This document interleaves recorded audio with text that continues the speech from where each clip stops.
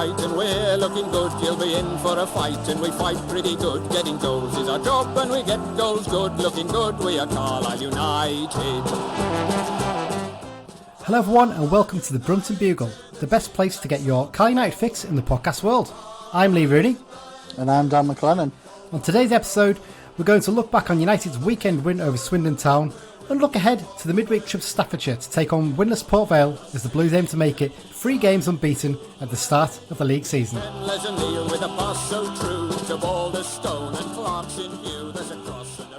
I bloody nailed it, Dan. I got it perfectly on. Just right, that wasn't it? Yeah. Oh, I was brushing my words there at the end, I tell you. Especially as I fluffed it up the first time, didn't I? So there you go. Yeah, mate, how's it going? Good to get 3 points on the board, wasn't it, this weekend? Yeah, definitely. I mean, I predicted a draw, which I would have been happy with, but 3 points on the road, first away game against the Swindon, who will likely improve as their squad sort of gets to know each other. Can't complain, can we? Yeah, I think we'll touch on Swindon in a minute, but they remind me a lot of when John Courtney took us over, funny enough, with all the takeover stuff they've had going on lately. But it's a bit of a sort of thrown together squad at the start of the season, and it'll probably settle down as the season goes on. You'd imagine, and obviously Johnny Williams, that's a hell of a signing, isn't it? It is. If you can keep fit, that's the only, I mean, it's like Clough, isn't it? That's the only reason he's at this level. It's the fitness issues, not being able to get a run of games going. That's the reason he's done this far. Well, let's get into it, Dan, then. First up, we're just going to touch on the competition we've had running. So that's the competition to win a pair of the Walling socks, courtesy of our friends of the Sock Council. They're basically in the design of the 94-95 kit, similar to the bucket hat and the bobble hat we gave away last season, I think it was. Basically, all we asked you to do is guess who's going to score United's first goal, and first 2 games we drew a blank, typically. But we finally got basically a winner potentially, because Joe Riley has finally scored the goal. Not many people guess it, we don't think. Basically, we're not going to pick the winner today because we need to go back through and double check through the list and make sure, because it's 3 different places. We think there's 5 people, don't we? Yes, we're fairly certain on 5. We're going to double check, and then once we've double checked, we'll put the names on a randomizer draw, and we'll video it and upload the video for proof, etc. Definitely, we'll get that done later. So if you're listening and you picked Joe Riley, you could well be in with a chance of winning. You could well. You were meant to insert some sort of game show type of music there. Yeah, I haven't got any applause on here, unfortunately. I'll put that in, but maybe this will do. The buzz is back. We're all excited.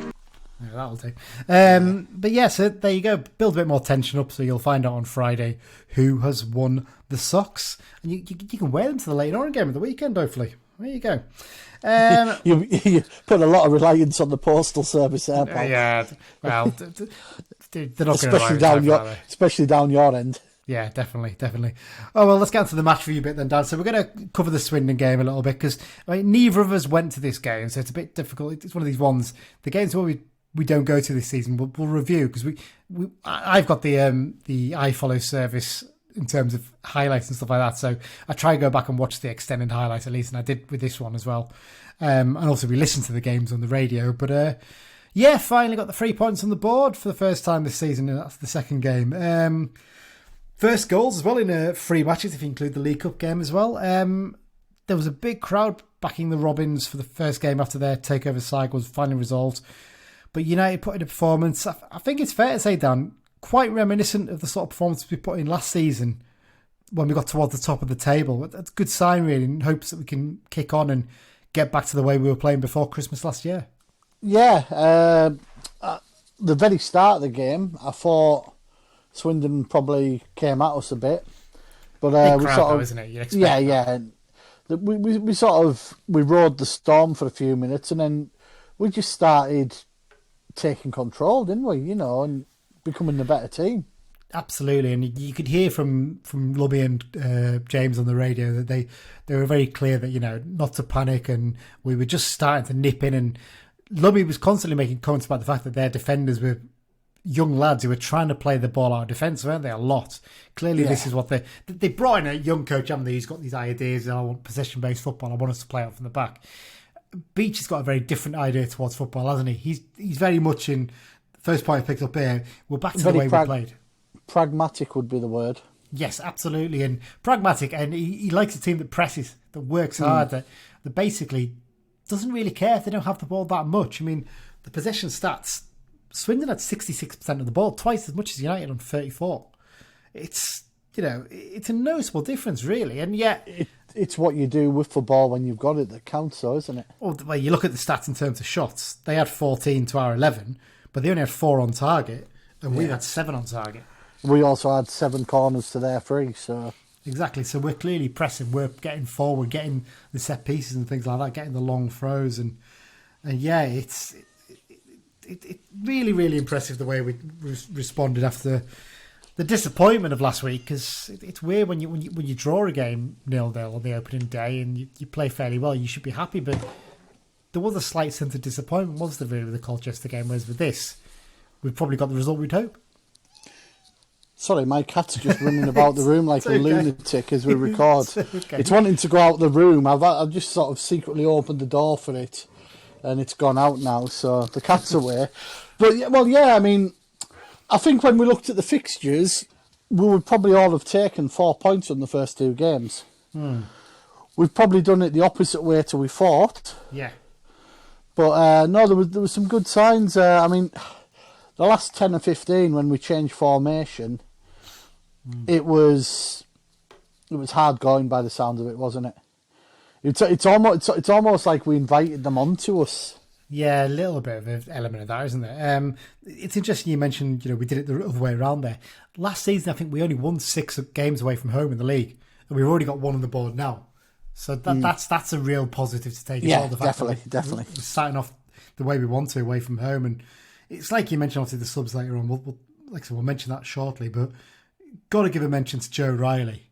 First couple of games, bear in mind, he wasn't supposed to start the first game, was he? He was dropped. So he was the one that Beach decided we didn't need for that game. We'd use him as a sub. And he's come in at the last minute. He had a decent game against Colchester last weekend. He was excellent against Sheffield United in the League Cup. And then this game, by all accounts, he was man of the match again. He was excellent. He really dominated in midfield. It's an amazing thing to say, but by the sound of things, he looks fitter than he did last season, which is some going, because his energy was a massive part of why we did well, and what a goal as well, Dan. Especially on his 50th appearance. 50th appearance, his 3rd goal. He doesn't do tappings though, does he? No, he doesn't, does he? No. Spectacular volley against Stevenage, and then he was unlucky 2 or 3 times last season. He must have hit the woodwork far more than anyone else last season.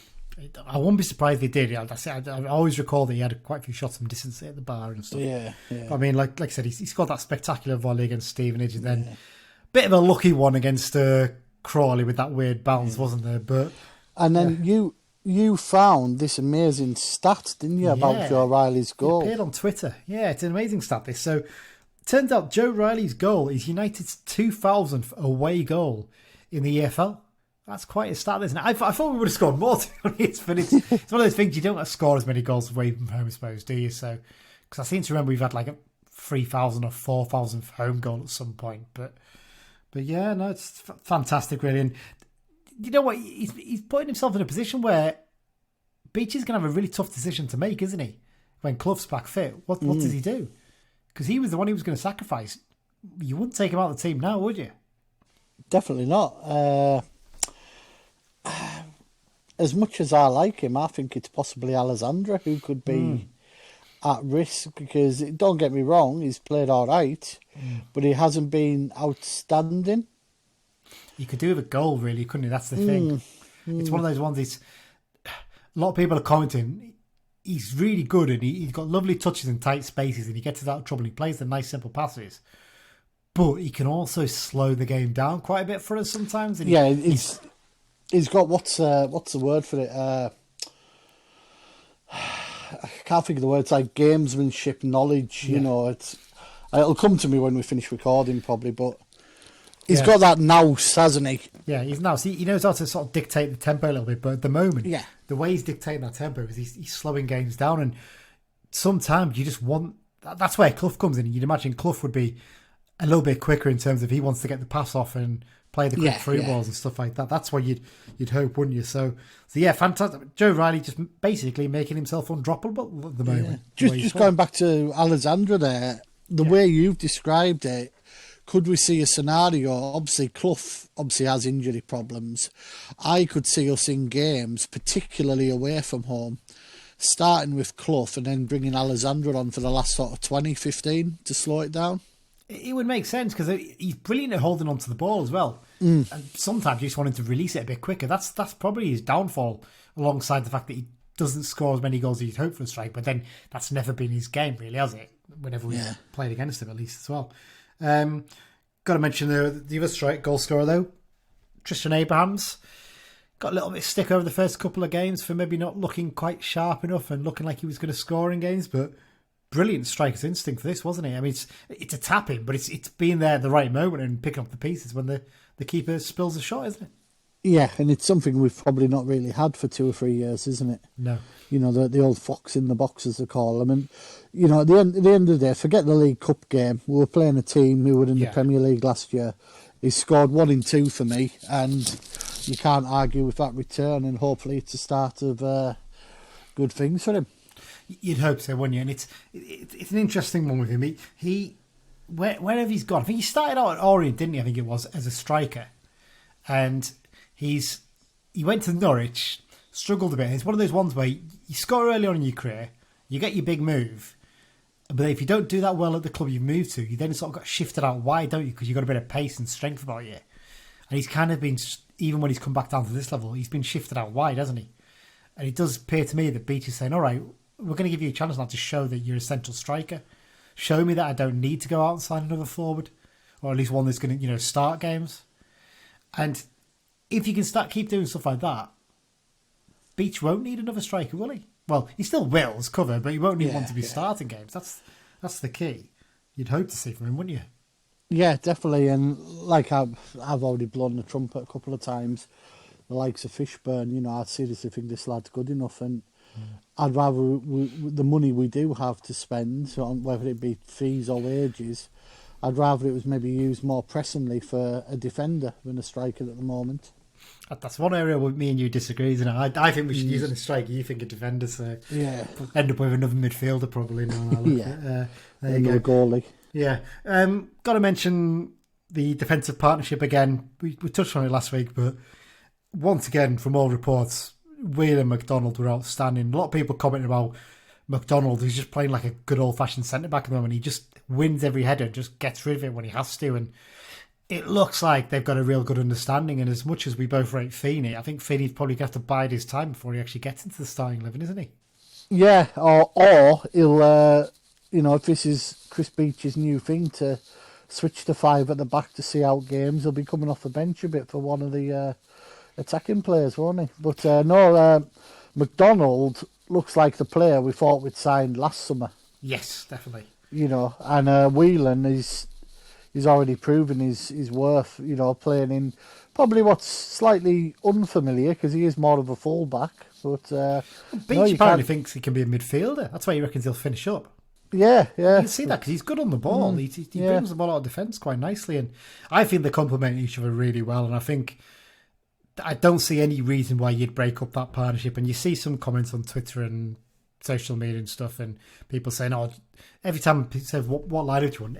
Loads of people always seem to say, just drop McDonald. And I'm thinking, why would you do that at the moment? He's playing so well. And I think a lot of people forget he's got 2 promotions from this level.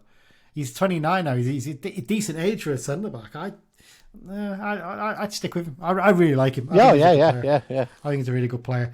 We'll touch on the whole substitution things in just a sec. But firstly, I've just got to have a mention as well for John Mellish. I've seen a few people on the message board picking him as who went to the game, saying he was the man of the match. And it sounds to me like he's come back absolutely rare in this season, and he's just he's a bull in a china shop when he plays football, but teams just don't know how to cope with him because he doesn't play like an academy trained midfielder, does he? He makes weird runs. He charges at the ball all the time.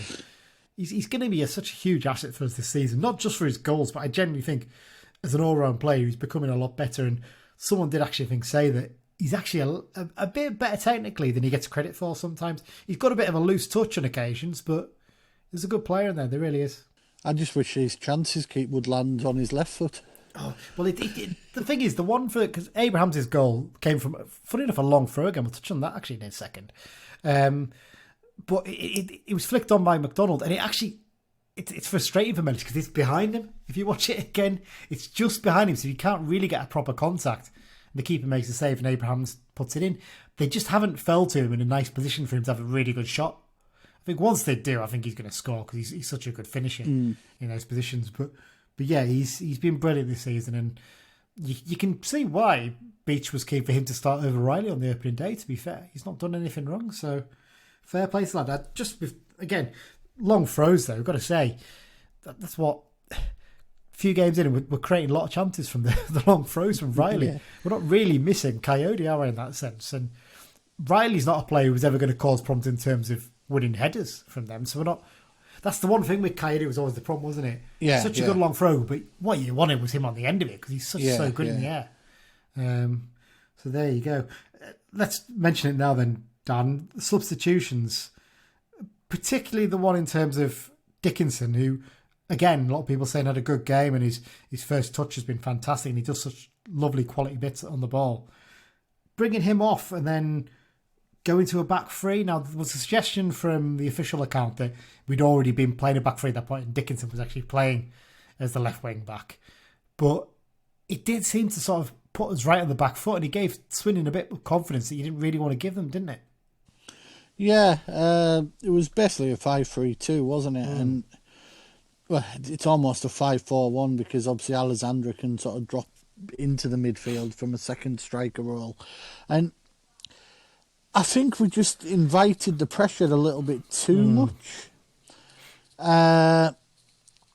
If you're going to play like that, you need to have outlets, don't you, for when you do get the ball. Yeah. And I know we brought Mampala on, but I would maybe have fancied bringing on maybe even someone like Lewis Bell for Alessandra, just for the pace part, to get the ball away and get it back up the other end. But it was a gamble. It worked this time. It maybe won't work against a slightly better team, but it's a strange one because Armour switched to left wing back then, didn't he? Because I think Dickinson had been playing there, and then he started getting absolutely torn apart by the young lad who was on loan from Aston Villa for Swindon. Is it Kessler Hayden? Yeah. So to be fair, he does seem a decent player. He does. He sounded like in a cracking game, but it got to the point where they basically stuck Riley at left wing back and told Armour, go and play midfield, keep away from him. Paul Sod was having a bit of a torrid time, but I imagine that lad's probably going to do that to a few fullbacks this season. Getting forward, and he got his red card at the end, didn't he? Was it him who got a red card? Yeah, it was, wasn't he? He got silly dive, didn't he, in the first half, and then second booking for a bit of a lunge on Mampala, which he didn't need to do, actually. When you watch it back, Mampala actually knocked the ball out of play. It was a stupid tackle, actually, to get a red card. But yeah, no, let's take the positives here. 3 points, 2-1 win, and let's give him a little mention at the end. Harry McCurdy. What a prat. Didn't have a great game, and then misses an easy chance. Hits a side netting late on, but that's a chance he should be burying that. He's been relatively quiet on his Instagram, just saying it was great to have fans back in, and he did put a blue heart up, so maybe a little nod. He's maybe slowly maturing. Maybe you'd hope. Yeah. There you go. But there you go. Good. 3 points. Can't really grumble. Off the board. Unbeaten. That's the most important thing, isn't it? As much as anything, Yeah. Great stuff. Right, well, let's take a little break then, and then we'll get on to the preview of the Port Vale game. We're back in just a sec. Hi, this is George Tanner. You are listening to the Brunton Bugle. Definitely have to track down some more players to do that, Dan, sooner or later. I'll get lurking in the car park this week. Yeah. Hiding in the bushes with a big, long, extended microphone and just shout, can you read this?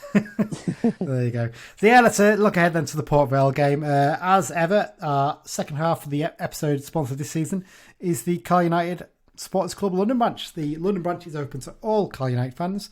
They've got members from Cornwall to Dundee and Houston to Singapore. And of course, every part of London and the South East, as well as quite a few in Cumbria. They regularly meet up on away trips, as well as arranging many social events and supporters games and doing lots of fundraising for the club. They'll be providing us with information for the away games as part of the preview section this season too. You can find out more about the London branch at their website, carlislelondonbranch.org. And the recommended pub for this game, Dan, I believe is the Bull's Head in Burslem, isn't it? Yes, the Bull's Head. I'm just having it up on here. What brewery did you say it was? It's the Titanic Brewery, I think it is, yeah. I think they're quite a popular brewer. I think they might even be based in the town. Possibly, I might be wrong on that one, but it looks like it's on a lovely sloped street. I think I've been there before, a couple of times. I seem to remember, but yeah. And, apparently, they often have a barbecue in the beer garden. I don't know if they do for the midweek game, but with it being August, you never know. No, well, we'll have to see. Right, that's that bit out of the way. So, first up, before we get onto our bits of the preview, I caught up with Jonny from the Ale and The Vale podcast earlier today to see how Vale have started the season and whether they've managed to build on their strong finish to last season after their squad rebuild over the summer. So here's the bit I did with Jonny earlier today.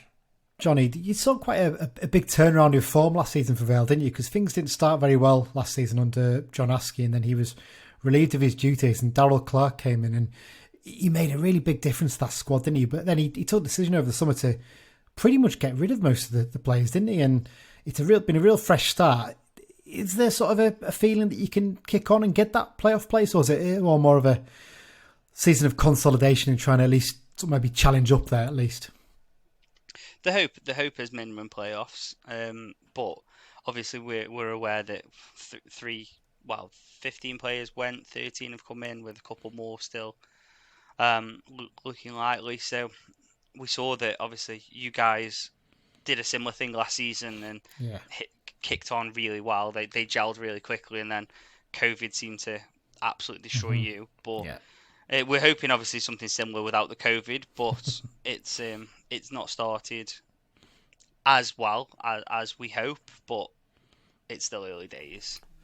Yeah, it was. I mean, like they said there, 15 players going and 13 coming in. You've lost most of your ex-Carlisle players in there as well, but I think David Amu is still there, and obviously you brought Jamie Proctor in over the summer.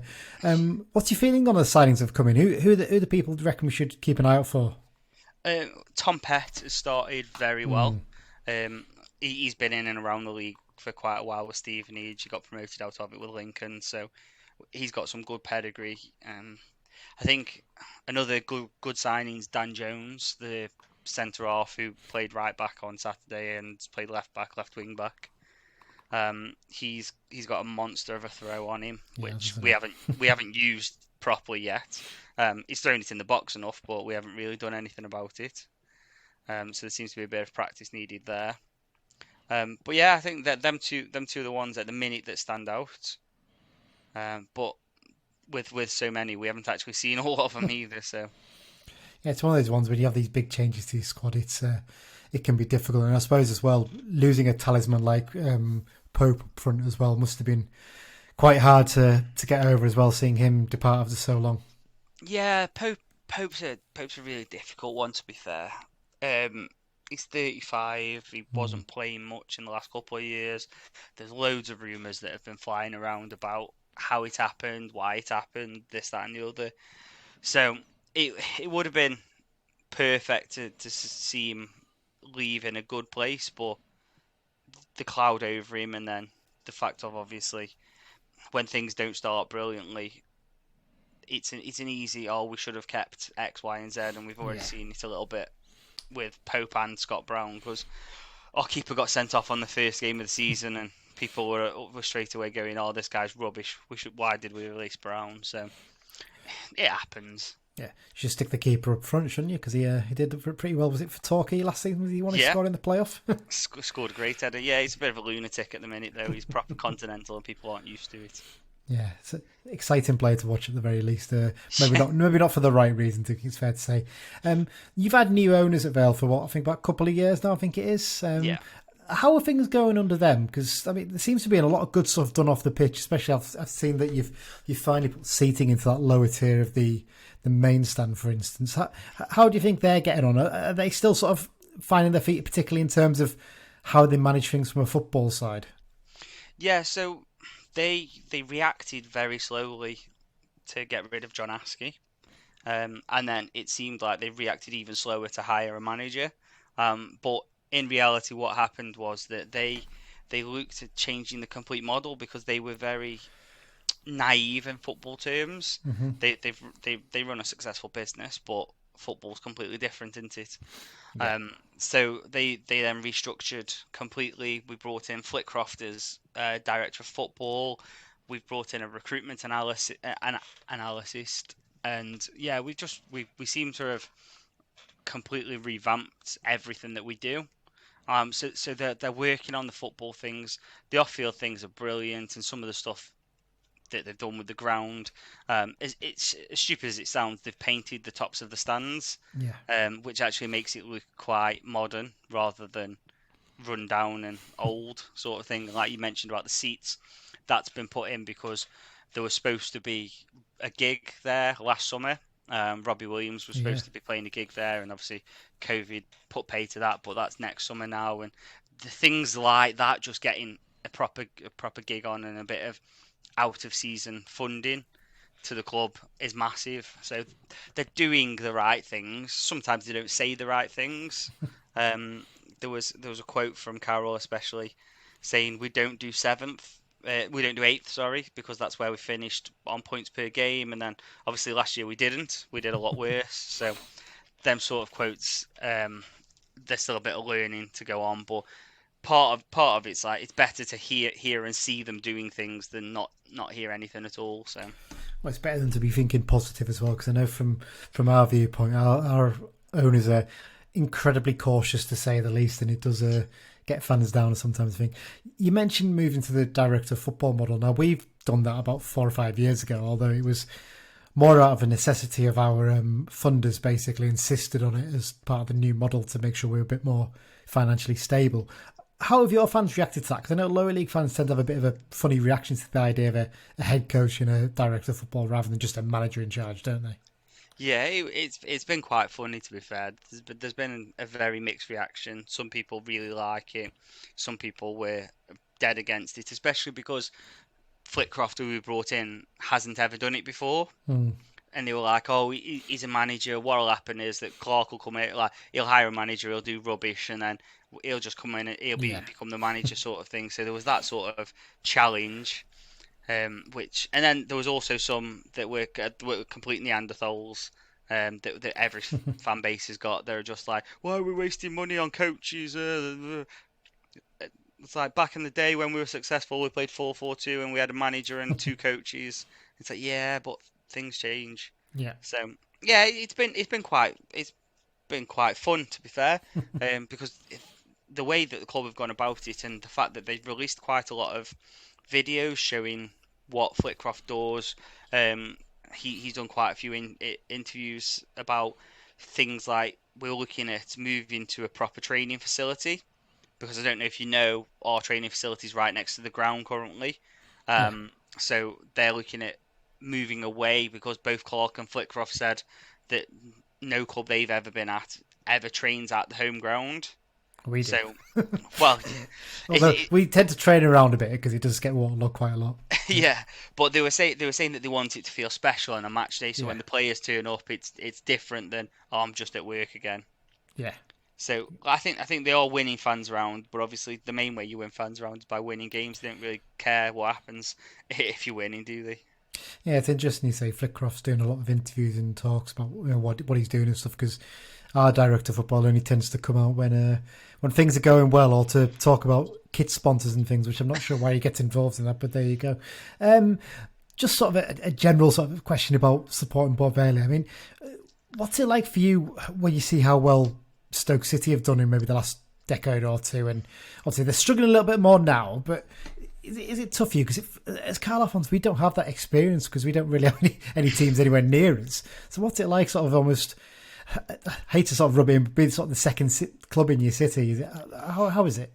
I think because it's always been that way, like from when I've been supporting them, I don't really notice much difference in that way. But what it was difficult is, obviously, you'll know yourself, walking around town and stuff like that, you'll see Man United shirts, Liverpool shirts, Chelsea shirts, whichever big Premier League club was doing well at the time. Yeah. What was difficult, them shirts were turning into Stoke shirts. Yeah. So that's when it became more difficult, because it's like, oh, actually, they're doing quite well, aren't they? And there's kids now, they're actually care about it, and then that's the hard thing. And Yeah. one of the good things that our owners have done. So Stoke do this thing called Soccer Sixes, which is like a football in the community thing where they go around to schools, they give a package out which has got match tickets in, a free shirt, and a couple other bits and bobs. What our owners did was they put out a thing to say, if Soccer Sixes has come to your school, if you're not a Stoke fan, bring it down to the club, we'll swap it for a Vale shirt. So, like, we've got involved in that by trying to make sure that we're doing our bit, and now our owners are a lot more aware of obviously Stoke being there and how we try and attract the younger fan base. So we just released what's the Junior Valiants Plus membership, which is £25 for the season, which gets you a season ticket, a free shirt, and a couple other bits and bobs throughout the season. So they're trying the best to get the younger them hooked generation early back on. involved. Yeah, That's and that's it. It's to revert back to the question directly. It's vile, especially when they were doing well. Remember when they got to the FA Cup final? That was a horrible day until the actual game kicked off. But yeah, it's because you've got friends and stuff like that support them as well. When you don't mind the ones that went Macclesfield away on a Tuesday night when Stoke were in Division 2. It's the new ones that can't tell you anything and that wind you up, and they're usually the vocal ones as well. Yeah, that's the problem, isn't it? Well, let's look sort of modern times now. Then you start the season, you have touched on it just a bit before, but it's probably not been quite as good as you expected. I'm guessing you might have hoped to get something against Northampton at least, but I mean, I suppose Tranmere was a bit of a tougher test at the weekend as well. Yeah, I think not scoring a goal's been the hardest thing.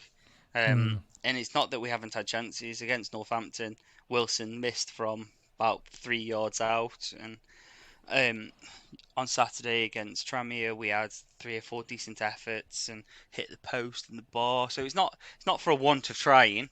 It's just that it hasn't happened. So it's been a mixed start, but it's a work in progress at the minute. And I look at the opening sort of 5 or 6 fixtures for us, and it looks quite difficult. Yeah.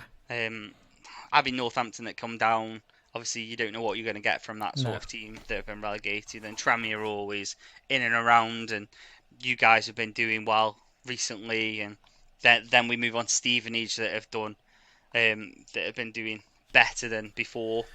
Yeah. So it's kind of a mixed start, and we just need that first win really will settle the fans down, I think. Are you expecting any big changes for the game on Tuesday night, or expecting to pretty much stick with what he's gone with so far? He seems to have stuck with what he's going with at the minute, but he does make subtle changes to it. So I can't imagine there'll be many, but I think there will be 1, maybe 2 changes. And I mentioned earlier on, obviously, you signed Jamie Proctor, so he had a half-season loan spell at Carlisle. How's he looked so far? Because he always looked to play. He probably wasn't going to get too many goals for us, but he looked a really good target man when we had him on loan. Yeah, I think you've summed it up perfectly there. So from what we've seen so far, he doesn't look like the player that's going to score you 20 goals a season, but he looks like the foil for the player that will score you 20 goals. Yeah. So far his touch looks brilliant. He works hard, and he's one of the ones that would be interesting to see from the start at the minute. But he's been coming off the bench so far. Scored against Sunderland, didn't he, in the cup? I think was it? He did. It was good finish. It was good hassling. To be fair, the keeper spilt it, and he was quick on to it. So. Good to hear. Okay, then let's get your predictions then for the game on Tuesday. I'm guessing you're hoping you'll get your first win. Yeah, I think I'm thinking 2-0 win, but that's only because I think we look at it and we've been playing well so far, so it's got to happen sooner rather than later, I think, but it's not going to be an easy game by no stretch of the imagination. No. Okay. Well, thanks for your time, mate. Really appreciate it, and hope you enjoyed the game on Tuesday night, except for the result. Cheers, Lee. Thanks. You too. Thanks again, Jonny, for that chat. Really enjoyed catching up with him. We caught up with him last season as well, actually, before the game towards the end of the campaign, which was a 0-0 draw, of course. So yeah, this midweek trip down to Burslem. Referee for this game is Paul Howard from London. It's his second season as an EFL referee. He's only refereed one United game before, Dan, and that was the 3-0 defeat to Cambridge on the opening day of last season, where he booked 5 plays, including 4 for United, which were Mellish, Guy, Toure and Patrick. He took charge of 29 games last season, handing out 81 yellow and 3 red cards.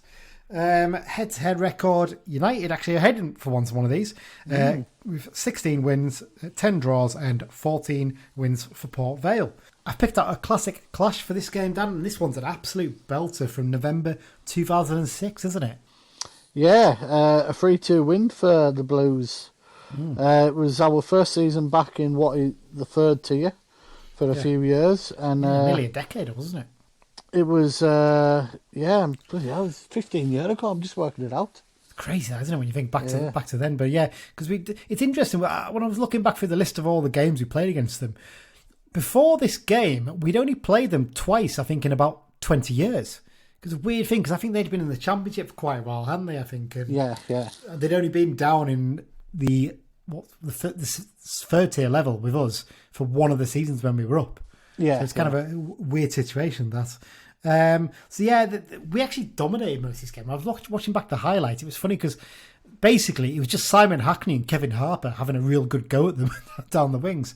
Kevin Harper's a proper forgotten lone player, isn't he? Yeah, definitely. Cracking little player he was, really. I would have loved to see him signed permanently, but I don't think we could afford his wages. I think he was on a lot. No. Was he at Stoke at that point, or was he? Yeah, I think he was. Yeah, because he was a weird one because he was born in Oldham, but he was brought up in Scotland, wasn't he? I think, and he, I seem to remember. I think he retired like a season or two later, and he ended up like owning like a men's clothing company or men's like tailors or something like that.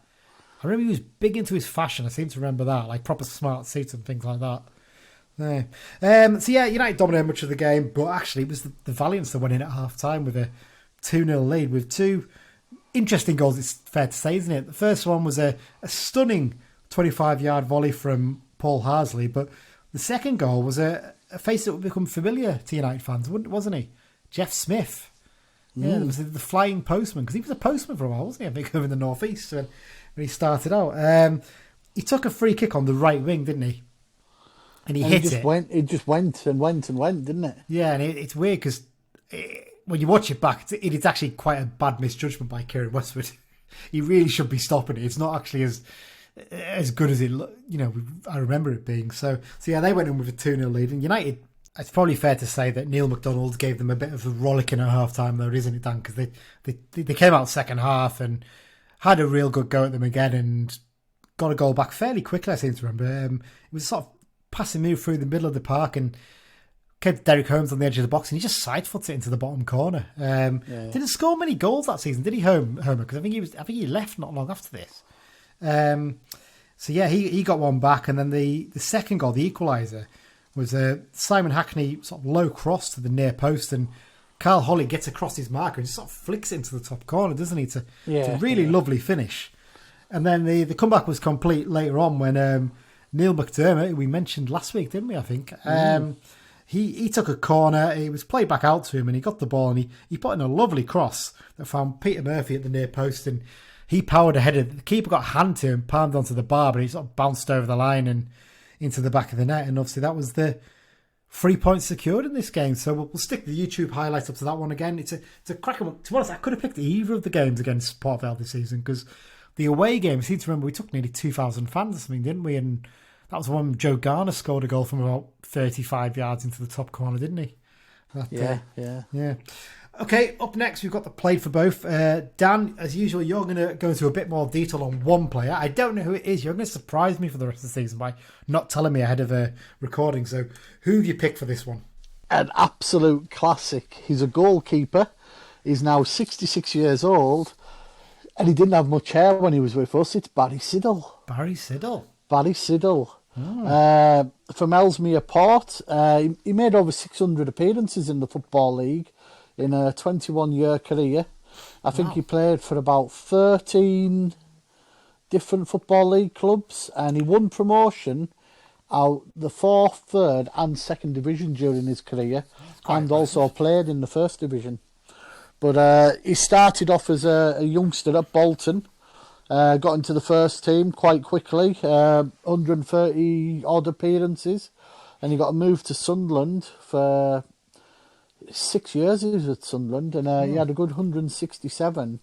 But obviously, towards the end of his time there, he had a loan to Darlington, and then he actually went to Vancouver Whitecaps on loan. Was he there at the same time as Peter Beardsley? Possibly would be. It won't be far off. Yeah, it won't be far off. 1981, that's about the right time, yeah. But when he came back, he got a move for John McGrath's Port Vale. Yeah. And this was the first of 2 spells, was it? Have I just read? No, it says 2 spells, but that can't be right. Anyways, he played about 81 games for Port Vale before he had a quick loan at Blackpool. Then he made the move across the Potteries to Stoke. Ooh, I mean, that was probably Controversial. He had a couple of loans to Tranmere and Man City. Bear in mind, Stoke were a top division team back then, you know. The City would have been the old second division, was the champion. Yeah. Same time we were around about then, wasn't it? Yeah. And after being at Stoke, he went to Blackpool for 3 years. And I can remember him playing against Carlisle for Blackpool around this time. And then he started a bit of wandering, Stockport, Hartlepool, West Brom. He was actually at Moseley before he joined Carlisle in 1991. I've seen them play against Workington. They were the team they played in '99 when they won the North West Trains division. Right. Low down they were, yeah. Yeah. But no, he played for Carlisle in 1991, and he... We were a bad team then. We were the pits back then. If people think we're bad these days, good grief. I tell you now, 30 years ago we were far worse. After his spell with us, he went to Chester for a few games. Preston, he had an appearance. Lincoln, and he went to Northwich Victoria for a couple of games. And he was on the books at Burnley and Birmingham. But he was, I think he was just 41 sort of, by then, wasn't he? Yeah, he was just sort of a backup keeper. But apparently he was a bit of a legend at some of the clubs. I know he's thought of well at Sunderland, and I'm pretty sure Port Vale fans quite like him. But that was the one I picked out. The quite long list we've got. Yeah, he was 36 by the time he signed for us, actually. To be Yeah. It's a weird move, isn't it? Because he dropped down to Moseley, and they were actually in the Northern Premier Division back then. So I think that would be probably about National League North level now. I wonder if he was maybe just helping a mate out and just getting a few games to keep himself ticking over. But used to get a lot of keepers like that, didn't you? You've got like John Burridge and people like that who are always, and Andy Dibble, people like that who just basically go around clubs as a goalkeeper. It's great, that, isn't it, for towards the end of the career, isn't it, to just get these little jobs and help it here, there, but don't see it as much now, do you, sadly? But, No. Yeah, But no, in his career, I think he made nearly, including cups, nearly 750 appearances, which is some career. But it's a good 20-odd year career as well. So yeah, Barry Siddle. There you go, Barry Siddle. Thanks for that one, Dan.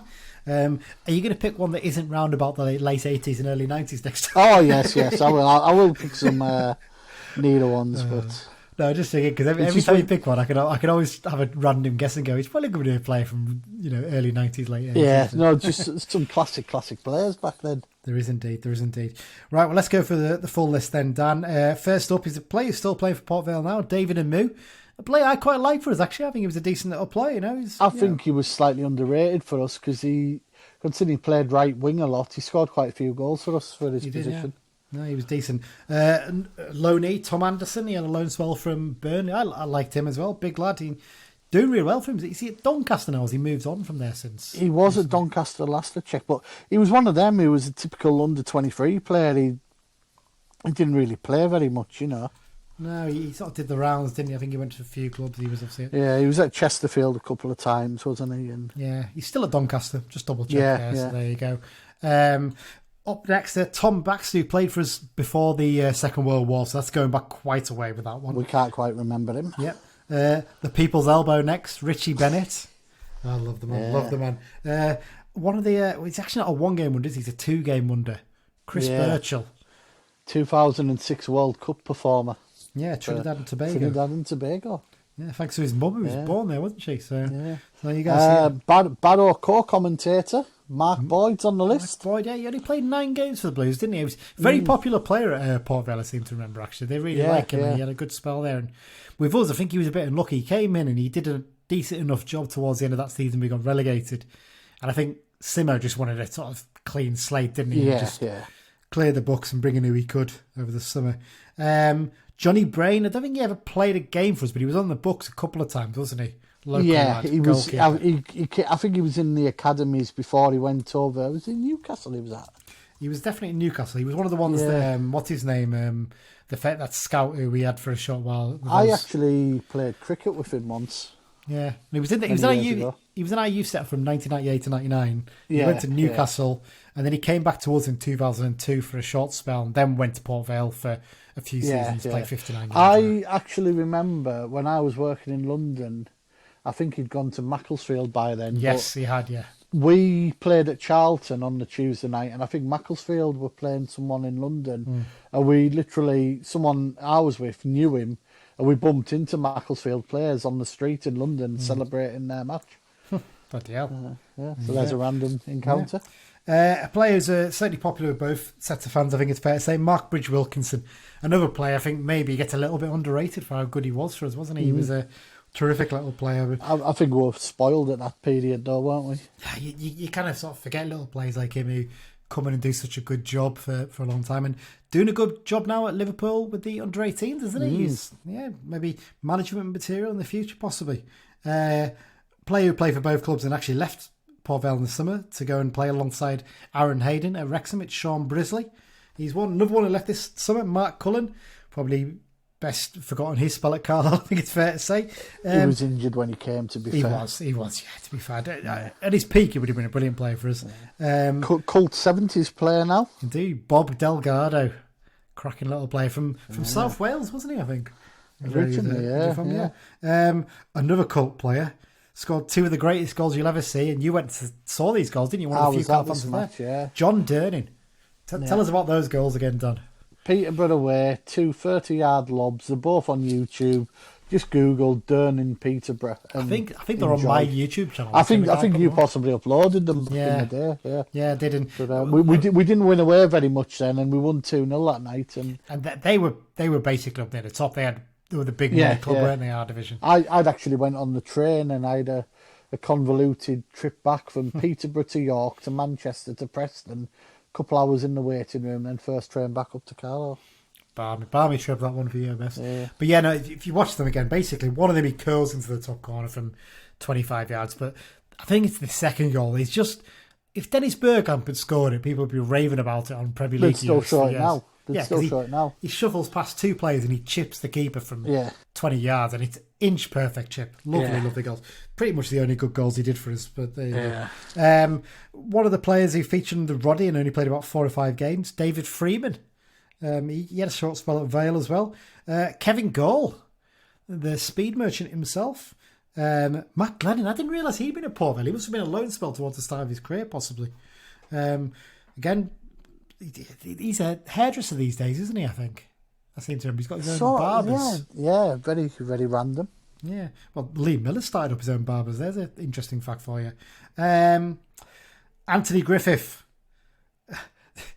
I still can't get over the story about him and his international call-up. Can you? Barmy. Absolutely barmy. So basically got called up, was it Montserrat, I think it was? For an international, someone like that. And Keith Curl kept it quiet. And basically, rather than saying, it's fantastic, we got another international player playing for us, didn't tell anyone. And then it came the match day at 2 o'clock and he wasn't in the team. And they're like, he's on international duty. We just didn't want the opposition to know. I mean, for crying out loud, he was a defensive midfielder, for Christ's sake. He wasn't that good at one either. He had one brilliant game at Wimbledon. Remember that? Wimbledon, he was superb. He's actually at Port Vale now. I think he's in the youth setup as one of the development phase coaches. Yep. One of the players in United's current squad, Callum Guy, he had a spell at Port Vale as well. Brother of our director of football, Dean Holsworth, he also had a spell at Port Were you following United when he was on loan at the Blues? Yes. Yeah. Do you remember him playing for us? Or? No. No, that young. That young, I'm guessing. There you go. Yeah.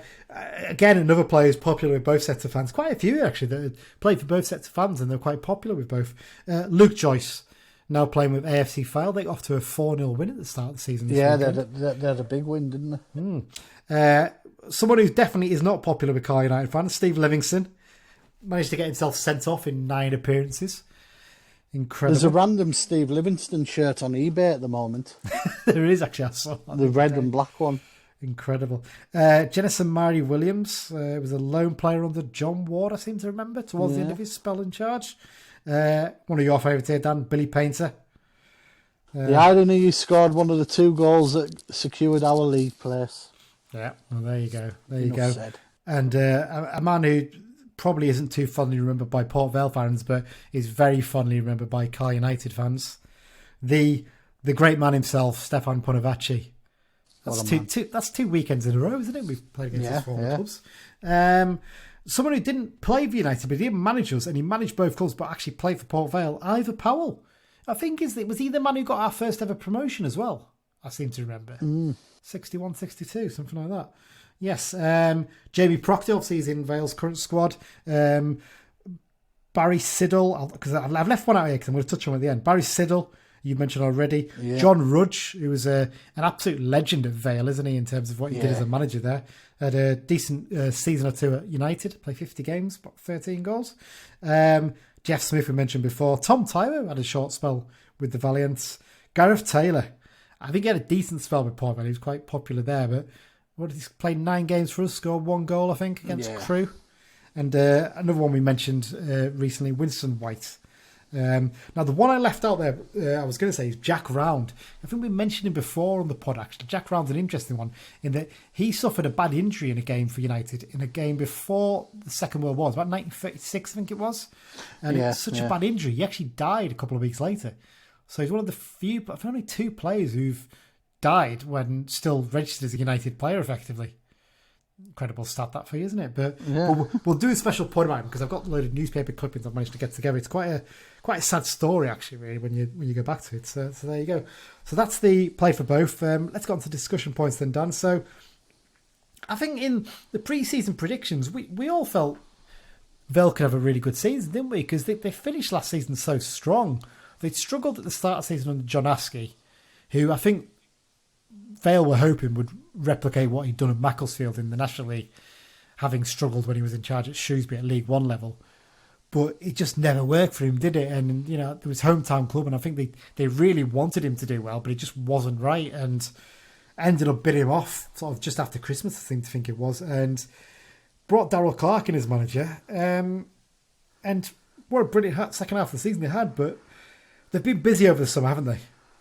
Yeah, most clubs are nowadays, but Port Vale especially weren't they? Yeah.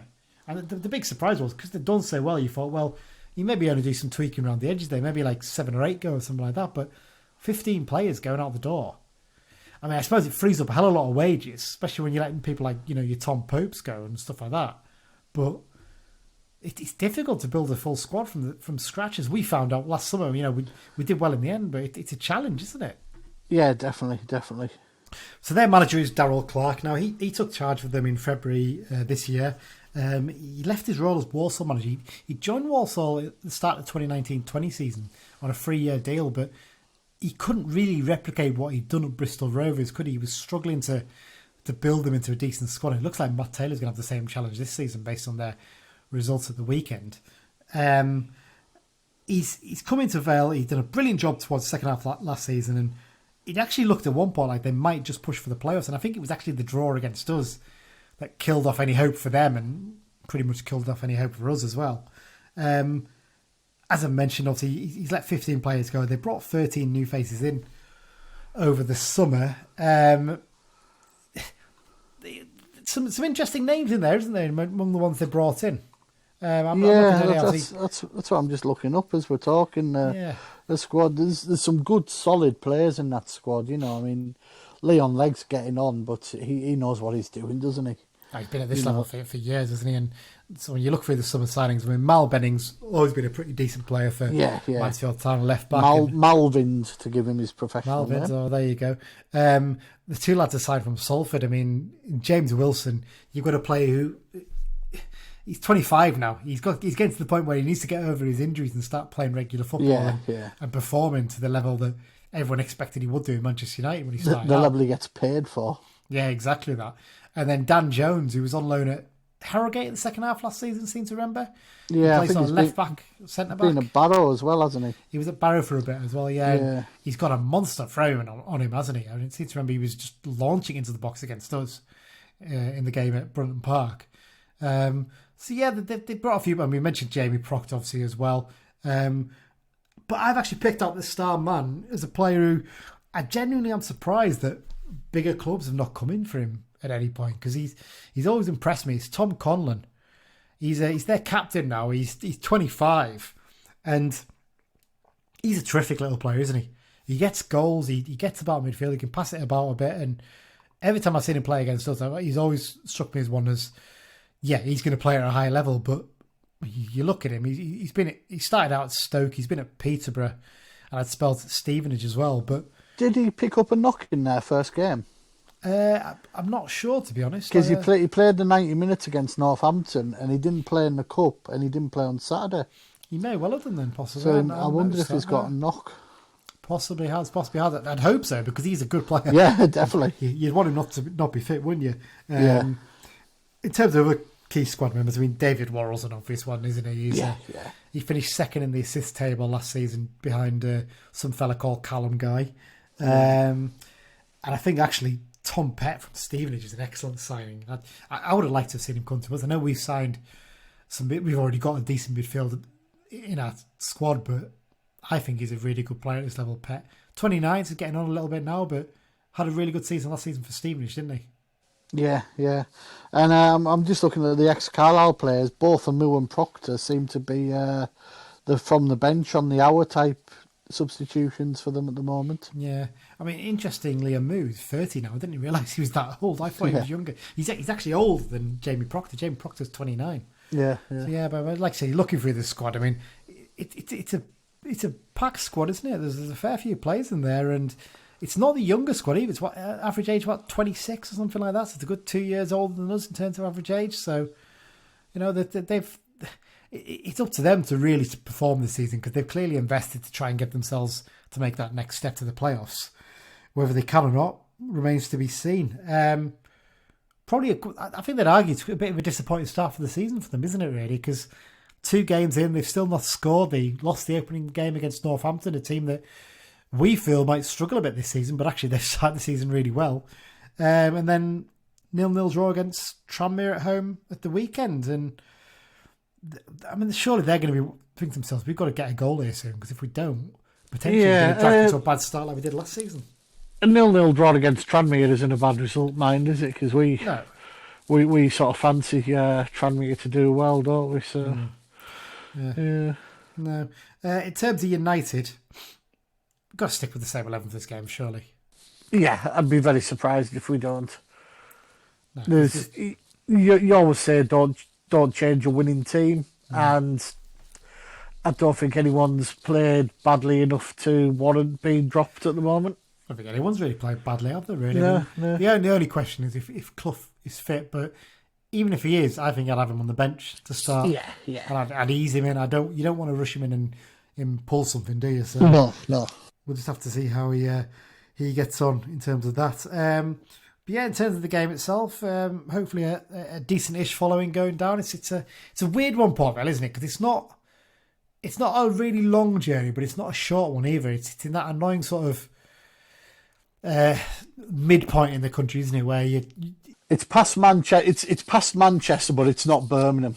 No, and it's for a midweek game. It's one of those ones where it sort of teeters on the edge from coming from Carlisle. Yeah, it's just on that thing of, well, if I finish work, will I get there, sort of thing. And you know what the M6 is like in August, and there's a lot of works on the M6 at the moment. Around about the turn off for Manchester and Liverpool, so it's not easy coming down. So it'll be a long journey for the fans coming. Let's get on to predictions then, Dan. So I've got Mike's. I've not heard Mike's yet, but what's yours? I'll take a point. 1-1. Oh, well, there you go. You can just go for a point. Who's going to score? Oh, Dickinson. Dickinson, okay. You reckon he's going to not break his duck because he scored against Stevenage last season, but for the season at the very least to get his first goal. Okay, let's play Mike's then. What's Mike got to say for himself? So I am going to go for 1-0 to the Blues with Tristran Abrahams getting his second and 2. Oh, so he's picked a striker this time. He's yeah, it's fair play. Mike was very close to getting it bang on the weekend, wasn't he? Because if Mellish had buried that chance, it would have been 2-1 with Mellish and Riley. You got it right with the first goal, but not the second. So I think he's probably going to be ahead so far. We'll get the points together before Friday and work out where the three of us stand so far. Yeah. In terms of my prediction, I'm going to go for a 2-0 win, and I think Mellish and Dickinson to get the goals. You just say Mellish every week. I do, because I want him to get goals. In fact, no, I'm going to change my mind because last season I did Never change your mind. Never change your mind. All right, I'm going to stick with it. Mellish and Dickinson, 2-0 win. There you go. We're not going to do the X-Files this episode, are we, Dan? We're going to save them for Friday and do a more bumper one, I think. Because there'll be a few to fit in then. Yeah, there wasn't too many on Saturday either, so... No, not a massive hopefully get a few midweek. I'm just going to say one thing I noticed when I was looking through the fixtures for the next couple of weeks. We're missing 3 games in the division already on Tuesday night. Because Sutton's pitch isn't ready. Yeah. Newport, it was Sutton Hartlepool and Newport Northampton due to pitch issues, and then was it Crawley Harrogate is missing because of Harrogate's COVID? Yeah, Harrogate have got some COVID issues now. Yeah. That's a bit frustrating for us because basically that means Orient have got a midweek off. Before they play us at the weekend. Sorry, it was Crawley was the weekend one, wasn't it? It was Orient Harrogate. So yeah, it's a little bit frustrating that one, isn't it? So there you go. I mean, I'm just looking ahead of the game actually. I mean, potentially, obviously, with both Orient and Northampton not playing, we could go top if the results go our way. Steady. 3 games in, top of the league. You never know. We'll have to wait and see. But there you go. So thanks again, Dan, for joining me, and thanks again to the London branch for sponsoring the second half of the show.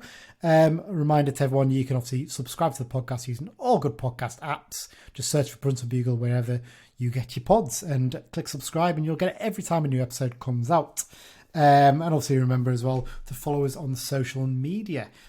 Brunton Bugle on Twitter, and just search for Brunton Bugle on Facebook. And we are on the Be Just and Fear Not Facebook group, and it's been quite busy over the last few games, hasn't it, Dan? Actually, everyone's getting very excited about the start of the season, I think it's fair to say. Why not? Indeed. In terms of upcoming episodes, we're going to do a preview for the weekend game against Leyton Orient, of course. We'll then not be doing one for the Hartlepool game in that trophy we don't talk about. We never do those ones. We don't care about those games.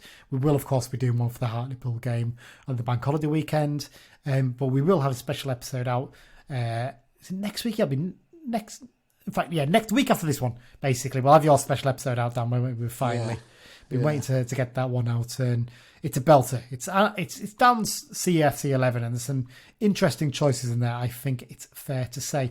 I'm basically playing for time here, Dan, because I'm trying to get the world map up, but it doesn't look like we've got any new countries on, sadly. Nowhere new. So if you've got friends living in weird, exotic places across the world, just tell them about the podcast. I don't think it'll be in Afghanistan anytime soon, though. No, I think that's probably fair to say, Dan. There you go. So that's where we are. We'll be back later in the week, and hopefully we'll be celebrating United another 3 points and continue to the unbeaten start of the season. Won't we, Dan? Hopefully, he's to a good result. Yep. Up the Blues. Up the Blues.